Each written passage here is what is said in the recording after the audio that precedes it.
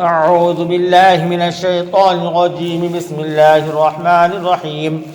ويسألونك عن المحيض قل هو أذى فاعتزلوا النساء في المحيض ولا تقربوهن حتى يطهرن فإذا تطهرن فأتوهن من حيث أمركم الله إن الله يحب التوابين ويحب المتطهرين. نساؤكم حرث لكم فأتوا حرثكم أنى شئتم وقدموا لأنفسكم واتقوا الله واعلموا أنكم ملاقوه وبشر المؤمنين. ولا تجعلوا الله عرضة لأيمانكم أن تبروا وتتقوا وتصلحوا بين الناس والله سميع عليم.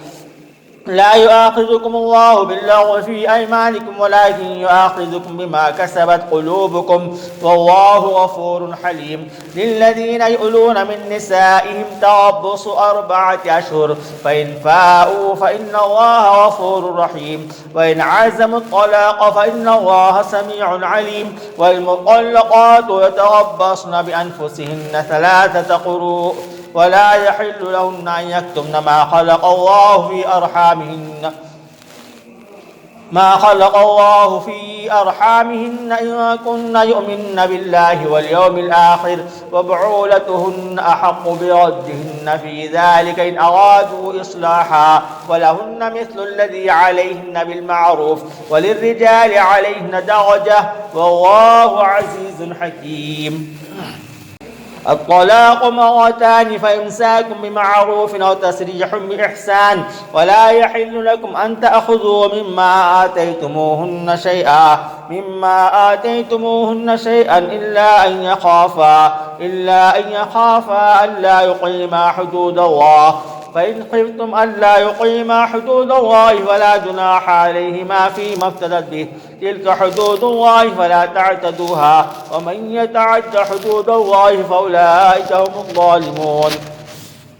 فإن طلقها فلا تحل له من بعد حتى تنكح زوجا غيره فإن طلقها فلا جناح عليهما أن يتراجعا إن ظنا أن يقيما حدود الله وتلك حدود الله يبينها لقوم يعلمون.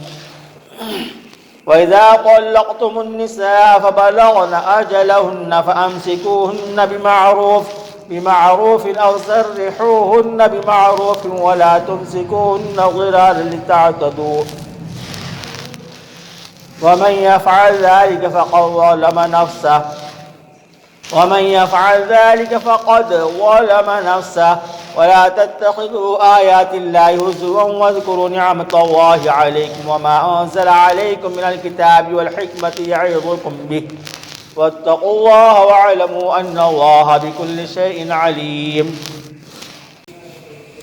وإذا طلقتم النساء فبلغن أجلهن فلا تعضلوهن أن ينكحن أزواجهن إذا تراضوا بينهم بالمعروف ذلك يوعظ به من كان منكم يؤمن بالله واليوم الآخر ذلكم أزكى لكم وأطهر والله يعلم وأنتم لا تعلمون. والوالدات يرضعن أولادهن حولين كاملين لمن أراد أن يتم الرضاعة وعلى المولود له رزقهن وكسوتهن بالمعروف لا تكلف نفس إلا وسعها لا تضار والدة بولدها ولا مولود له بولده وعلى الوارث مثل ذلك فإن أرادا فصالا عن تراض منهما وتشاور فلا جناح عليهما وإن أردتم أن تسترضعوا أولادكم فلا جناح عليكم إذا سلمتم ما آتيتم بالمعروف واتقوا الله واعلموا أن الله بما تعملون بصير. والذين يتوفون منكم ويذرون أزواجا يتربصن بأنفسهن 4 أشهر و10 فإذا بلغن أجلهن فلا جناح عليكم فيما فعلن في أنفسهن بالمعروف والله بما تعملون خبير.